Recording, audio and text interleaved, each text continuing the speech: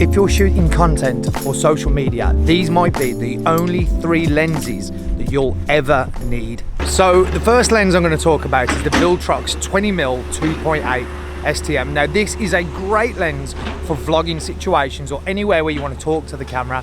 As you can see, it gives you a nice lot of headroom, you've got loads of space around you, but also it gives you that really nice silky blurry background that you want when doing these type of videos, because it keeps the viewer's eye on the part that you want them to see.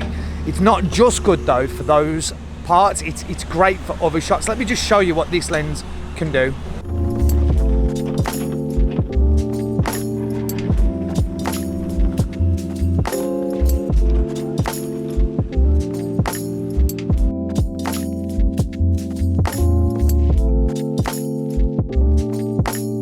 So as you can see, it pulls focus really well. I was actually really surprised at how good the autofocus was on this lens. A, because the lens is so ridiculously cheap.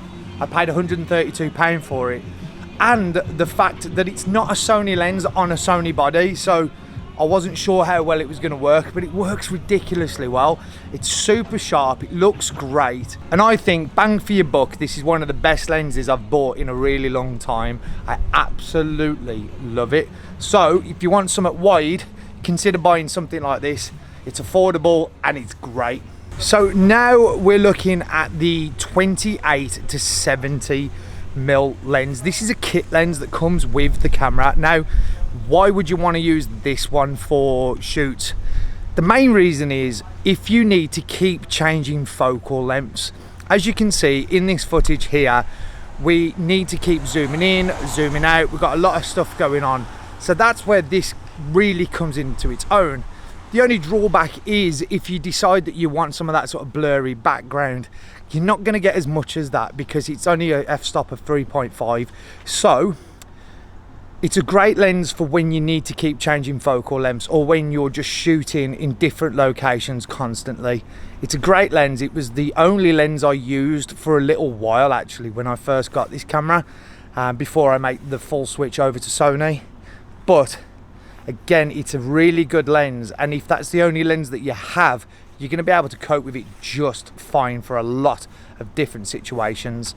So the only drawback with this lens is you are going to need really long arms if you want to vlog with it, because it's not got a very wide field of view. You look at 28mm, it's probably just a little bit too close. If you've got a tripod, then maybe you could make that work, or a gorilla pod or something like that, just to give you that extra few inches away from your face so you're not filling the whole screen like this. So next up you got the 85mm 1.8 Sony lens coming in at about £550, which is what I paid for it. Now, when would you use this lens? For me, it's for all my B-roll. It just produces really nice background blur. You get those really nice cinematic looks. You do have to be much further away from your subject though. Obviously you couldn't vlog with it unless you were wearing a wireless lav and maybe you're a bit further away from the camera, because it would be very difficult. You'd need extremely long arms.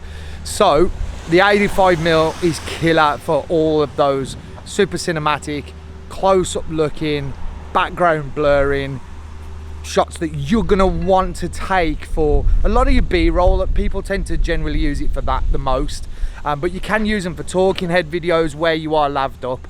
So there's a lot of uses for them, and if you're a photographer, they are insanely good for portraits.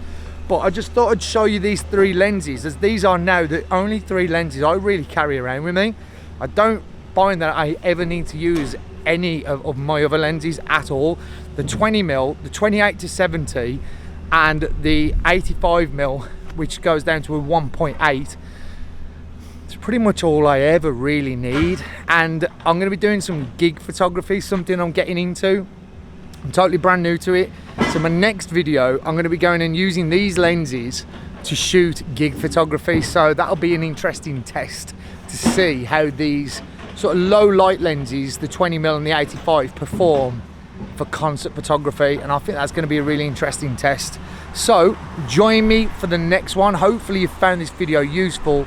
I think in total the 3 lenses cost around somewhere in the region of £1,200. So if you've got a budget where you can go out and get all three, these are the three that I would recommend for you to start off with, and to be fair, probably continue using for a really long time. The only other lens you might want to get that I quite like for portraits is the 35mm, but you don't need it. These three lenses I'll have you covered in almost every situation. So thanks for watching, smash the like button, subscribe to the channel, I'll be back with more tips soon.